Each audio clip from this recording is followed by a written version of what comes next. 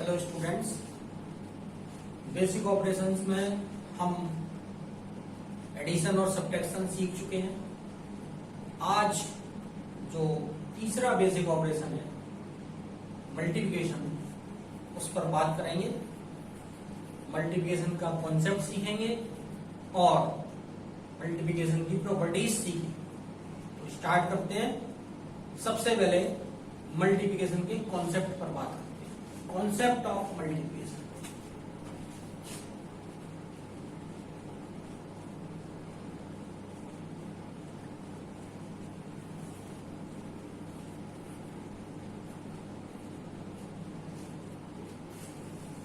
Concept of multiplication, हम इसमें ये हमको देखना है कि मल्टीप्लाई बेसिकली है क्या चीज और इसकी जरूरत हमें कब पड़ती है और ये किस तरीके से किया जाता है। करना तो आप जानते हैं, लेकिन मेन बात जो सीखनी है कि ये क्या है और इसकी जरूरत हमें कब पड़ती है। तो देखिए, मैं एक एग्जांपल लेता हूं। सपोज आप बाजार जाते हैं और बाजार में आप चॉकलेट खरीदते हैं। क्या खरीदते हैं? चॉकलेट्स। और चॉकलेट्स आपको एक नहीं खरीदनी है, बहुत सारी चॉकलेट्स खरीदनी है। मैं मान लेता हूं थोड़ी देर के लिए कि आप किसी स्कूल में पढ़ रहे हैं और आपका बर्थडे है और आपको अपने पूरे क्लास को, आपके पूरे क्लास में 30 स्टूडेंट्स, कितने स्टूडेंट्स? आपके क्लास में 30 स्टूडेंट्स पढ़ रहे हैं और आपको पूरे क्लास के बच्चों को चॉकलेट्स डिस्ट्रीब्यूट करनी है क्योंकि आपका बर्थडे है। आप बाजार जाते हैं और बाजार में जाके आप एक चॉकलेट की कीमत, एक चॉकलेट की कॉस्ट पता करते हैं।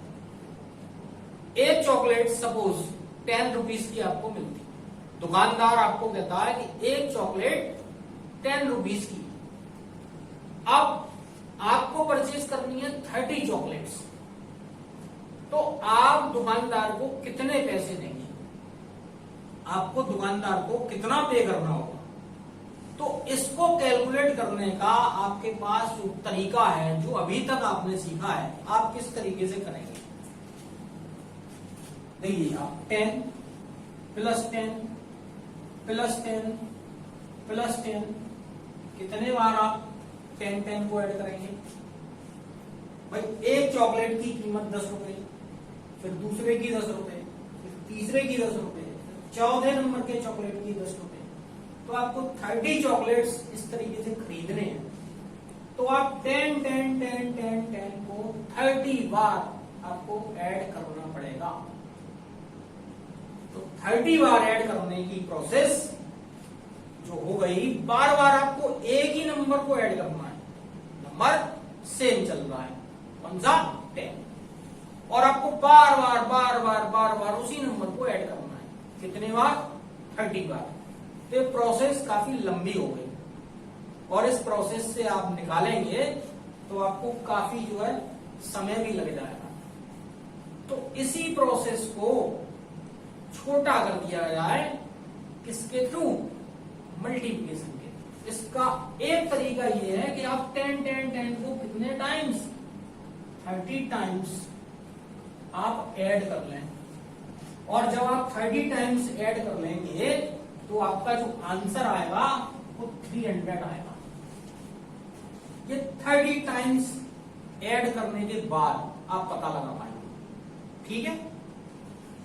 लेकिन अब इसी चीज को शॉर्ट फॉर्म में किस तरीके से किया जा सकता है कि 30 को आप 10 से मल्टीप्लाई कर दीजिए। आपको कितनी चॉकलेट्स खरीदनी है?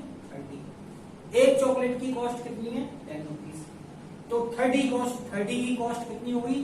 30 मल्टीप्लाई बाई 10। और अगर आप मल्टीप्लाई करना जानते हैं तो आप आंसर निकाल लेंगे 300, सॉरी तो ये प्रोसेस 300, ये तरीका छोटा तरीका है और ये तरीका लंबा तरीका है।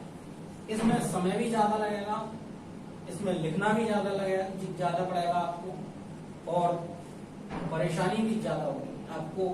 दुकानदार को पैसे देते समय आप काफी समय लगाएंगे, लेकिन अगर आप ये जानते हैं तो आपको बिल्कुल समय नहीं लगने वाला है, आप तुरंत कैलकुलेट करके आंसर निकाल सकते हैं। तो ये जो तरीका है, ये मल्टीप्लाई का हमको जरूरत यहां पर पड़ी। इस कारण से हमको मल्टीप्लाई की जरूरत पड़ी। जब हमको किसी नंबर को बार बार उसी नंबर को कई बार बहुत सारे नंबर, एक ही नंबर को बहुत सारी बार हमको ऐड करना पड़े, तो हम ऐड ना करके उसको मल्टीप्लाई करके आंसर निकाल सकते। तो मल्टीप्लाई बेसिकली एडिशन की शॉर्ट फॉर्म है। किसी नंबर को बार बार, तो रिपीटेड एडिशन, ये रिपीटेड एडिशन हो रहा है। 10 को बार बार रिपीट किया जा रहा है और रिपीटेड एडिशन करके आंसर निकाला जा रहा है। तो जब हम किसी नंबर को बार बार रिपीट करके ऐड करने की हमें जरूरत पड़ती है, तो हम ऐड ना करके मल्टीप्लाई कर सकते हैं। तो मल्टीप्लाई की जरूरत हमको इस कारण से पड़ती है। तो मल्टीप्लाई भी बेसिकली ऐड ही है। अगर ये नंबर इस तरीके से लिखा हुआ है कि 30 मल्टीप्लाई बाई 10, इस तरीके से लिखा हुआ 30 मल्टीप्लाई बाई 10, 30 में 10 से मल्टीप्लाई किया जा रहा है, तो आपको सीधी बात समझ में आनी चाहिए। सीधी बात, दो बातें आपको समझ में आनी चाहिए यहां से, कि या तो 30 को